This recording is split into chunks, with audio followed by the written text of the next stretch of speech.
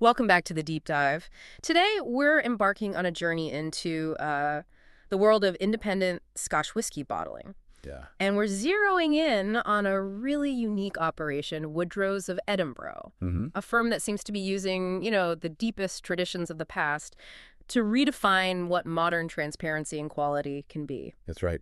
And this is such a fascinating deep dive because Woodrow's is, I think, a perfect case study. In what way? Well, in how these smaller, modern merchants can carve out a really unique space for themselves just by having an uncompromising philosophy. Okay, and where are we drawing our analysis from today? Our sources are pretty varied, but a key one is a detailed review from Whisky.dk. Which is, for context, Denmark's largest whiskey store, both online and physical. Exactly. So it just shows the kind of reach and, the critical recognition they're already getting on a global stage. Right. So our mission today is really to dissect this duality. How does Woodrow's manage to combine centuries of, classical Scottish whiskey tradition? Specifically the trade practices of Edinburgh, yeah. That's with a truly experimental and, I'd say, fiercely transparent approach to their bottling.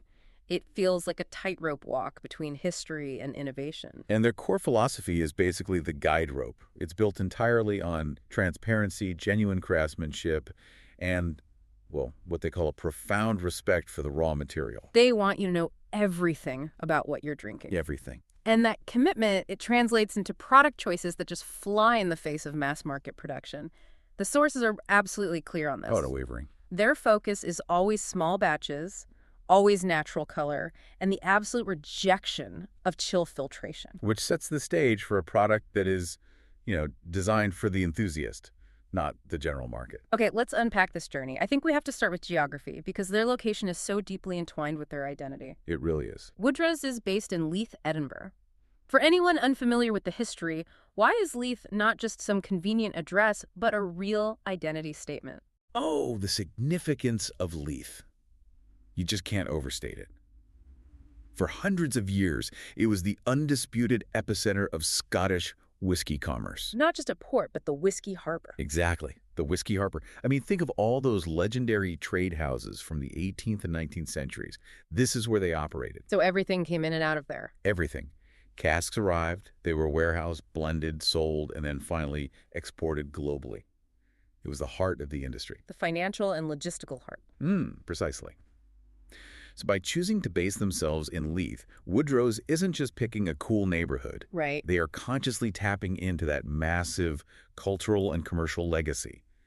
They gain instant legitimacy by just saying, we operate in the same framework as the great trade houses that shaped how the world sees Scotch. That makes perfect sense for an indie bottler looking for a credible foundation. But the sources reveal something interesting. What's that? They didn't start as a bottler. That's a key distinction, right? They began life as expert cask traders. Correct.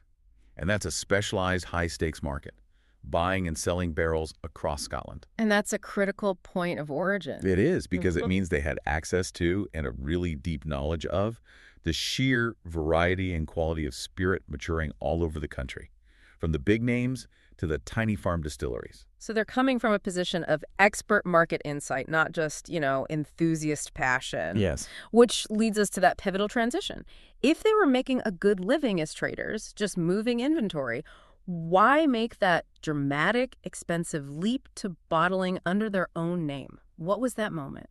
I think it really speaks to the rarity of what they were finding. Okay. As traders, their job is arbitrage, find quality, move it on. Yeah. But every so often, they would discover a cask that was just so utterly exceptional, so unique. That selling it felt wrong. It felt like a crime against the spirit, yeah. The idea of it being blended into some massive anonymous batch was just unthinkable. That must have created a real tension, because bottling is way riskier. You're tying up capital, you're banking your whole reputation on one cask. A huge commitment. But their background as traders gave them the confidence to take that risk. They weren't just guessing. They knew the quality was there. They saw a gap in the market. They saw a gap for curating singular moments of flavor that needed to be preserved under their own banner. And that decision, which operates under the company Eastland Elba Ltd., is what gave birth to the brand. And that singularity that's now formalized in their signature product series. Precisely. That transition directly led to the Warehouse Reserve series. Which is their cornerstone. Absolutely. Yeah. Characterized entirely by that founding philosophy. Always bottled at the highest possible Strength cask strength, no chill filtration, and always with its natural color. It's a non-negotiable standard. So if Leith provides the history and trading provides the expertise, let's get into the philosophy. They call their warehouse an artistic workshop. That's a bold claim.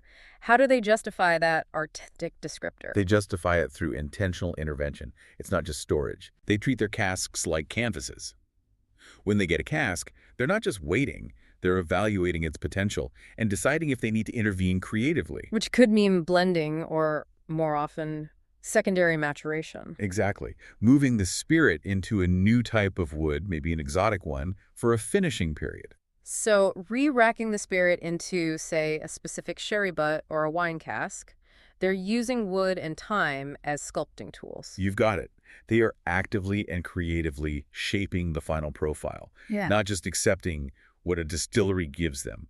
And that requires a much deeper understanding of how wood and spirit interact. And this all leads back to their appeal to the modern consumer, which is this radical transparency. Yes. Transparency is a huge buzzword, but how is Woodrow's execution of it genuinely different? It's different because they're providing information that the major players actively withhold. So it's not just saying, this is Scotch whiskey. No, not at all. It's giving you the specific details about the journey, the precise cask types used, the exact bottling strength, the origin. And why is sharing that origin so important for authenticity, even if it's from a well-known distillery?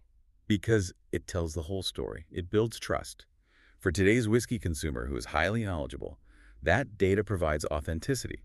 They makes the whiskey honestly presented, as the sources say. Stripping away the generic branding for facts. Yes. They're betting that the quality of the raw data is more compelling than any marketing narrative could be. Which is really a quiet rebellion against historical norms, isn't it?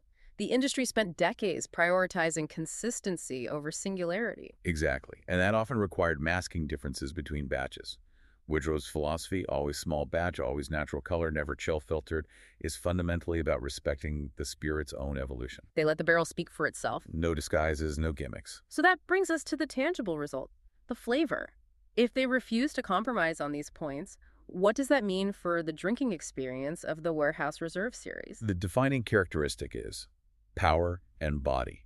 These are not delicate drams. Because they're all bottled at cask strength. Yes, so you're getting the highest concentration of flavor compounds possible. High ABV then, usually over 50%. So the texture, the mouthfeel, the intensity, it's all maximized. Absolutely. The alcohol acts as a carrier for all those oils and esters that define the flavor. And the spectrum of flavors. It's determined entirely by the rare casks they get.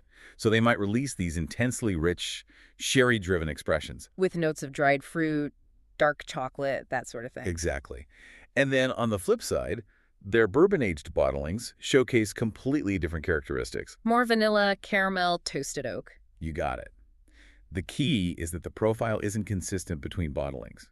It's consistently high quality, but radically unique to that specific small batch. Okay, let's drill down into one of those technical points. Avoiding chill filtration.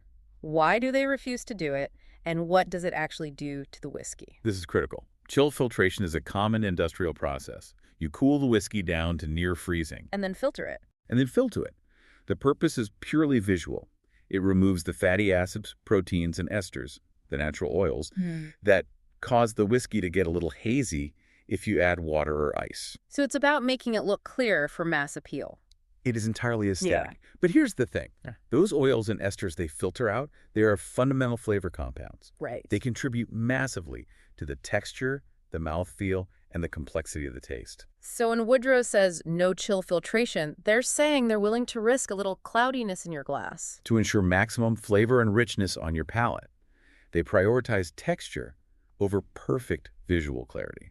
And the natural color commitment, avoiding E150 caramel coloring, that's part of the same authenticity pledge, right? Precisely. Caramel coloring is used across the industry to standardize the hue, often to make it look older or richer than it is.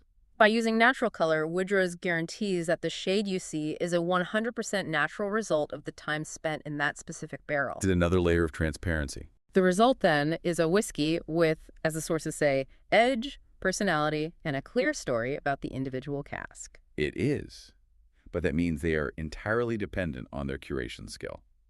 There's no house style to fall back on. None at all. Every single cask selection is a high-stakes decision. This is why their origin as traders is so fundamental. They have the experience to identify that quality before anyone else. Okay, so to bring our deep dive full circle, Woodrow's of Edinburgh has successfully engineered this modern operation by exploiting their historical context The legacy of the Leith trade houses, yeah. and applying the most rigorous modern commitment to transparency and quality control. Exactly.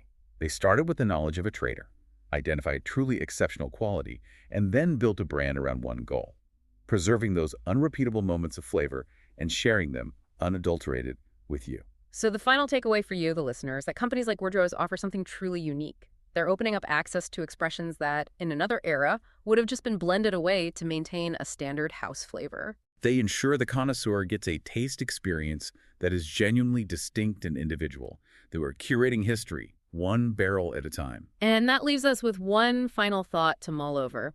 When we look at the standard goals of the major spirits industry, it is always striving for consistency. Making sure the bottle you buy today tastes identical to the one you buy next year. But Woodrow's celebrates singularity. So if every small batch they release represents a unique, unrepeatable, special moment in time, we have to ask ourselves, what specific, singular moment, defined by its rarity and its lack of compromise, do you want to capture next? A great question to end on. We'll leave you with that thought.